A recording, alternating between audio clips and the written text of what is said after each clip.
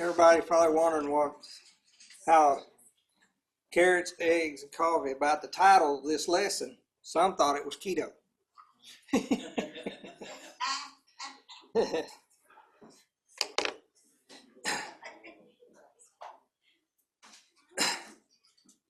Well, you wonder. You did a little higher.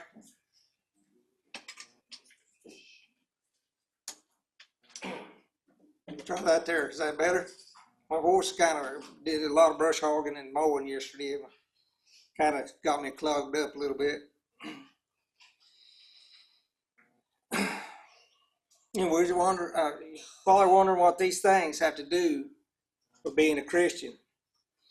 Before the end of the lessons, we will find out the answer to the question. First of all, today our reading will come from James chapter 1, verses 2 through 4. James chapter 1, verses 2 through 4. My brethren, count it all joy when ye fall into divers temptation, knowing this, that the trying of your faith worketh patience. But let the patience have her perfect work, that ye may be perfect and entreat, wanting nothing. Now, properly read it. And now it's time to go to our Heavenly Father in prayer.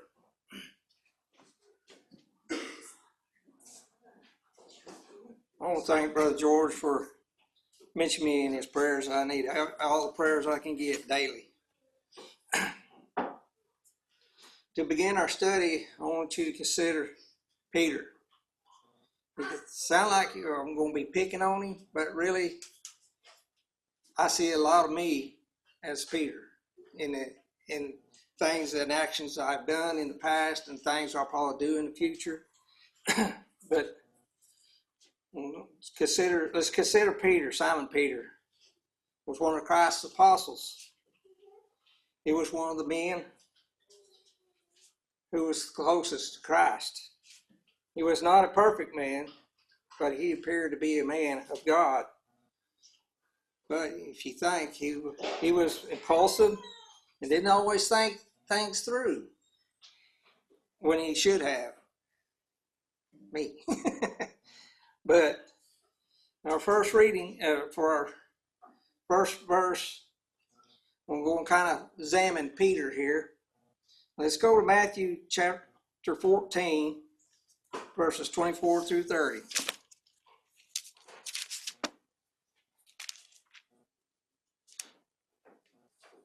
Matthew chapter 14, verses 24 through 30. This is where Christ is going place to place and feeding thousands and all that, and going and crossing. And he had his disciples go ahead and cross without him within the ship. Before to the next place they was going to, but Jesus stayed behind with the multitude and sent the disciples on.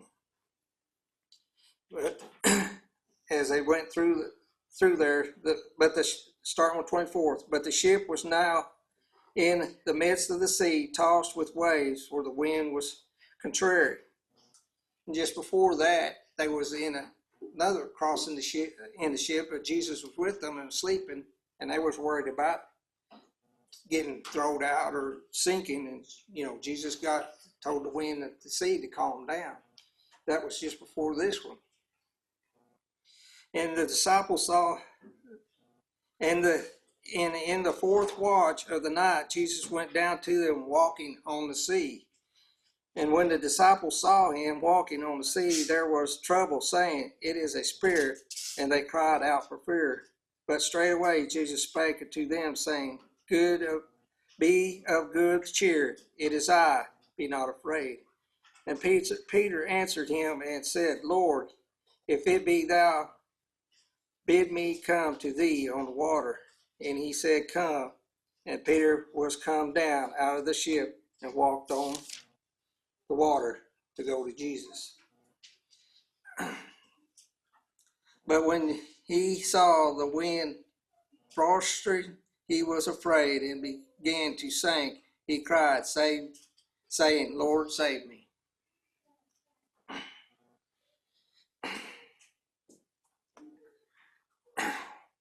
Also, let's go to John chapter 13, verses 5 through 9.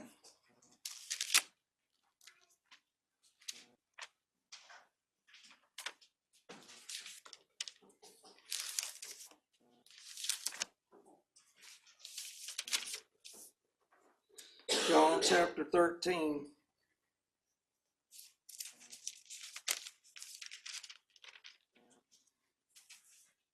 5 through 9.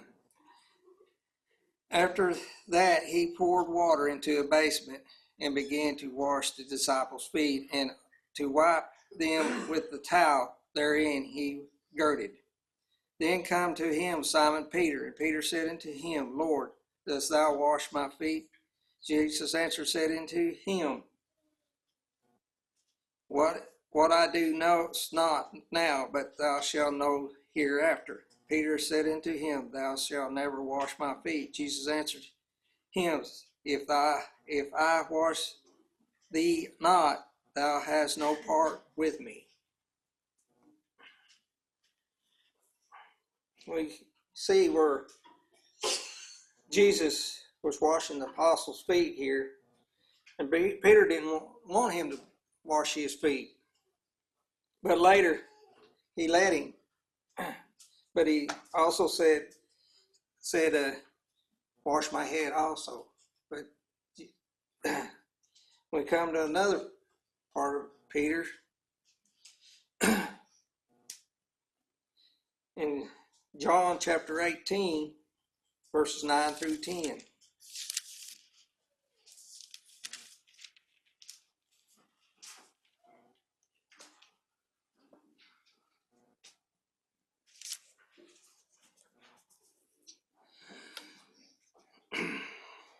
Then that he saying may be fulfilled, which he spake of them, which thou givest me.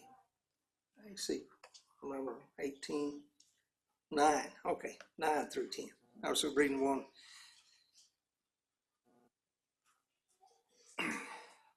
That the saying might be fulfilled, which he spake of them which giveth me, have I lost none. Then Simon Peter, having a sword, drew it and smote the high priest's servant and cut off his right ear. The servant's name was Malchus. We see here where Peter reacted, just to save somebody or save his Lord or his Christ, or the one that he loved. He just didn't think real quick.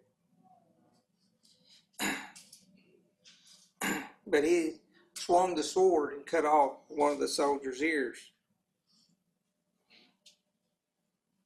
And we also think a lot, and especially in the younger, when you have going to school, or starting a new job, wanting to be friends with somebody, how we want to be in the group, how we kind of just trying to throw our Christian looks away, just to fit in. But Peter kind of reminds me of Peter when he denied Christ. Let's go to Matthew 26, 33 and 35.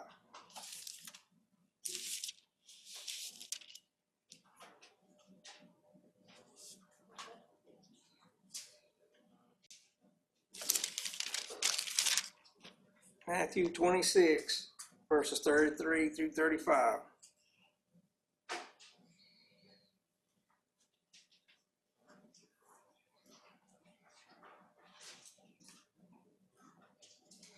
Peter answered and said unto him, Though all the men shall be offended because of thee, yet will I never be offended.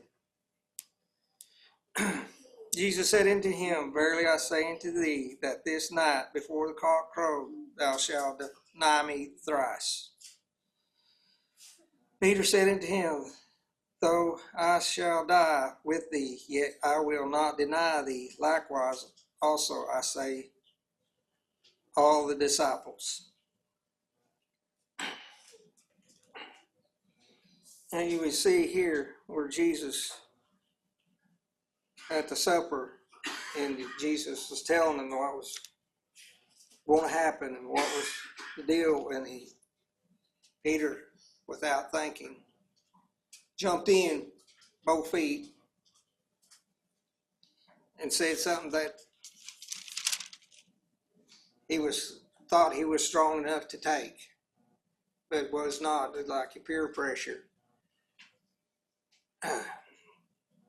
Just turn with me to Matthew chapter 26, verses 69 through 75.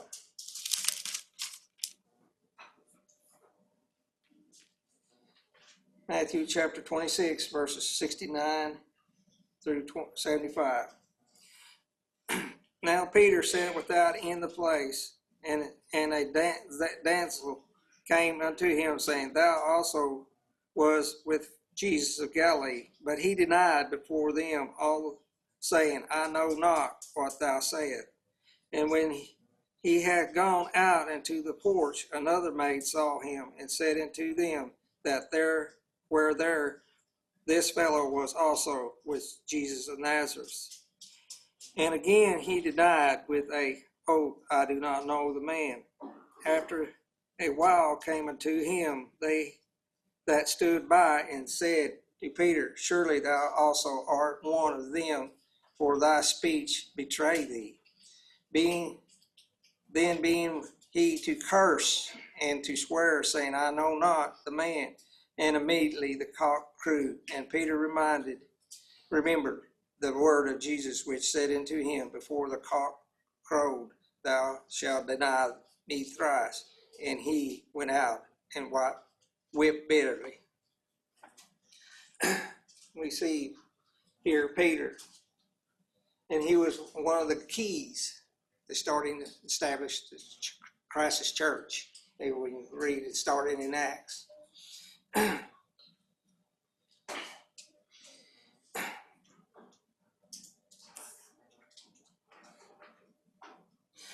We see that Peter said he would never deny, but he denied him 3 times in the cock crew. This is what happens. Peter thought he was strong, but adversity or the trouble or not wanting to be seen, he turned to bush. Now let's look at another Christ's apostles, Judas. Judas was another person that was close to Christ. He had a hard shell about him. In the shell with the stand, the things that the apostles had to go through and endure following Christ. However, when he was tempted, he sold out Christ for 30 pieces of silver. When adversity hit, his insides hardened. Let's look at Matthew 26, 15 and 17. Matthew 26, 15 through 17.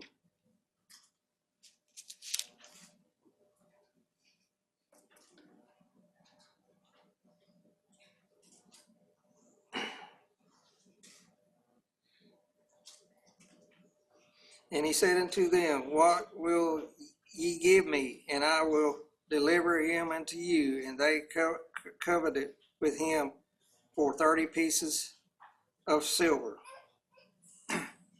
which 30 pieces of silver would have been around $52.80. That's how much. And from that time he sought opportunity to betray him. Now the first day of the feast of unleavened bread, the disciples came to Jesus, saying unto him, Where wilt thou have that we prepare for thee to eat the Passover? Now let's jump over to verses 48 through 49 here in Matthew 26. Now he had betrayed him, gave them a sign, saying, Whomsoever I shall kiss, the same is he that holdeth fast.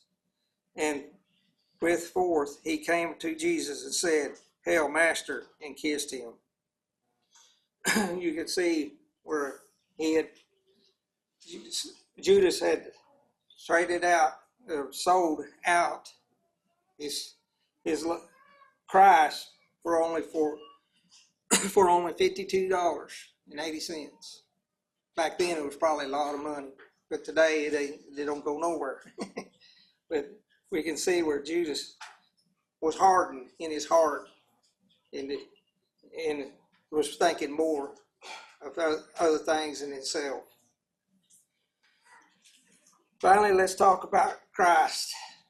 Christ left the heavenly home, his Father, and came to earth as a man. He did not have to endure the things he did.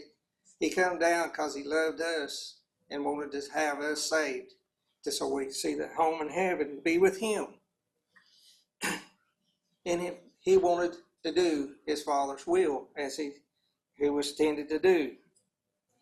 Let's stay in Matthew 26, going to verse 65 through 68. Matthew 26, verses 65 through 68.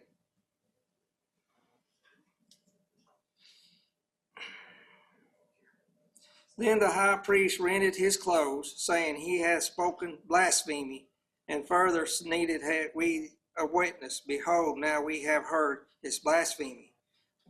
What think ye?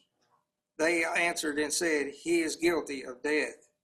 Then did they spat in his face and buffeted him, and others smote him with the palms of their hands.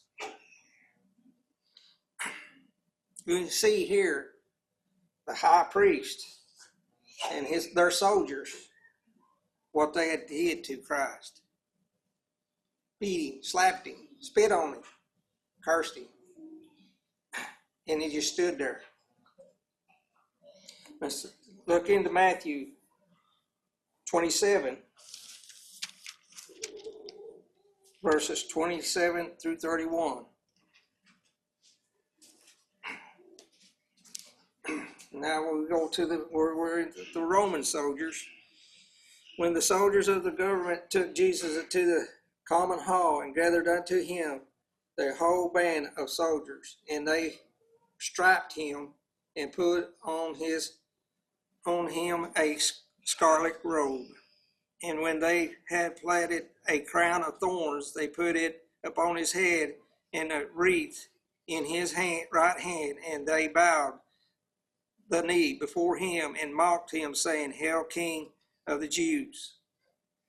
And they spat upon him and took the wreaths and smote him on the head. And after that they had mocked him, they took the robe off from him and put his own raiment on him and led him away to be crucified.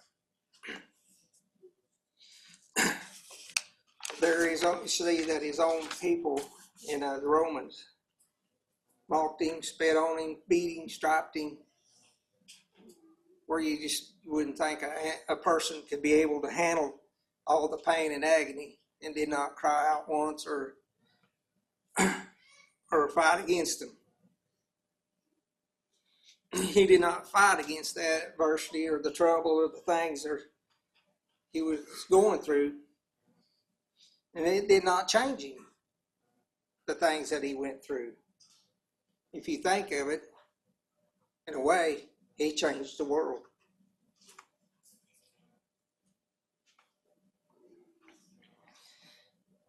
Now to find out what our title has to do with this lesson of being a Christian. Well, surfing the web, I came across this story. The author is unknown, but it has a powerful message, and I want to share it with you. A young woman went to her mother and told her about her life and how things were so hard for her. She didn't know how she was going to make it and wanted to give up. That sounds so familiar for a lot of people. She was tired of fighting and struggling. Her mother took her to the kitchen. She filled 3 pots with water. The first place, she placed carrots. In the second, she placed eggs. At the last one, she placed ground coffee beans. She let them sit in boiling water without saying a word. In about 20 minutes, she turned off the burners. She fished out the carrots. She placed them in a bowl. She pulled out the eggs and placed them in a bowl. And she ladled out the coffee and ladled the coffee out and put it in a bowl. Turned to her daughter. She asked, "Tell me, what do you see?" She said, "Carrots, eggs, and coffee." She brought her closer and asked her to feel the carrot. She did and noted that they were soft and mushy. Then she asked her to take an egg and break it. After pulling off the shell, she observed the hardening of the egg. Finally, she asked her to sip the coffee. The daughter smiled as she tasted the deep flavor and smelled the rich aroma of the coffee. Then the daughter asked, "What's the point, Mother?" Her mother explained that each of these objects faced the same adversity, the boiling water, but each reacted different. The carrot, when it was strong and hard and unrendered, but however, after being subject to the boiling water, it became weak. The egg, being fragile with a thin outer shell, protecting the liquid interior, keeping it safe, but after sitting through the boiling water, the inside became hardened. The ground coffee beans are unique. However, after they were in the boiling water, they had changed the water. Which are you? She asked her daughter. When adversity knocks at your door, how do you respond? Are you a carrot, an egg, or a coffee bean? Peter appeared a strong out on the outside, but Peter made many mistakes. As we read, we seen where even he died that he was one of Christ's apostles. The inside, he was not as near as hard as he appeared. Kind of like the carrot, he looked hard, but when adversity happened, he turned to mush. Now Judas, on the other hand, he had a hard shell.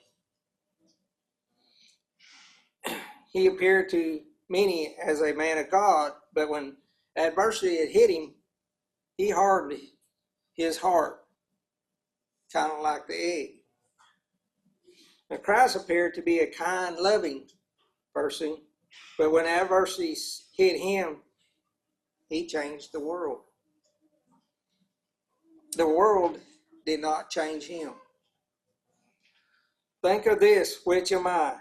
Am I the carrot that seems strong, but with pain and adversity, do I wilt and lose my strength? Am I the egg that starts out with a strong heart, but changes with the heat? Did I have a fluid heart, but after a death or a breakup or financial hardship or some other trial, I have to go through, did it harden my heart? Does this shell look the same on the outside, but I am bitter and tough and stiff spirit and hardened heart? Or am I like the coffee bean, the bean that actually changed the water when the circumstances that bring adversity, trial or pain or hardship into something, make it into something wonderful?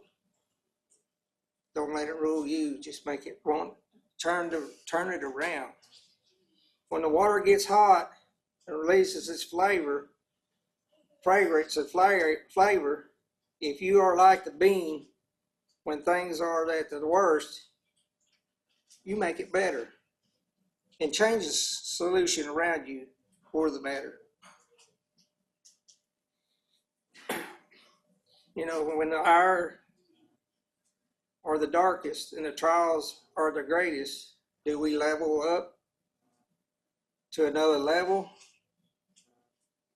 How do we handle the adversity or the trouble, the tribulations that come in our lives? So think of it this way. Are you a carrot, an egg, or a coffee bean? It's not what you go through, because everyone has their things, their trials, their tribulations in their lives and how they go through it. It's how you handle the situation and what it becomes of, that what it matters. Somehow, wake up and smell the coffee takes on a whole new meaning. You think, I know my lesson's kind of shorter than usual, but if you would like to become a child of God, there are steps that you must take. You must hear the word. You must have faith. You must repent. You must confess Christ before man and be buried in baptism. But if anybody needs a prayer of the church for any reasons, come forward. For it says in the Bible in James 15, verse 16, confess your faults one another, pray for one another, be ye healed. The effective prayers of a righteous man availeth much. If anyone needs a prayer, come forward and sing the song that has been selected.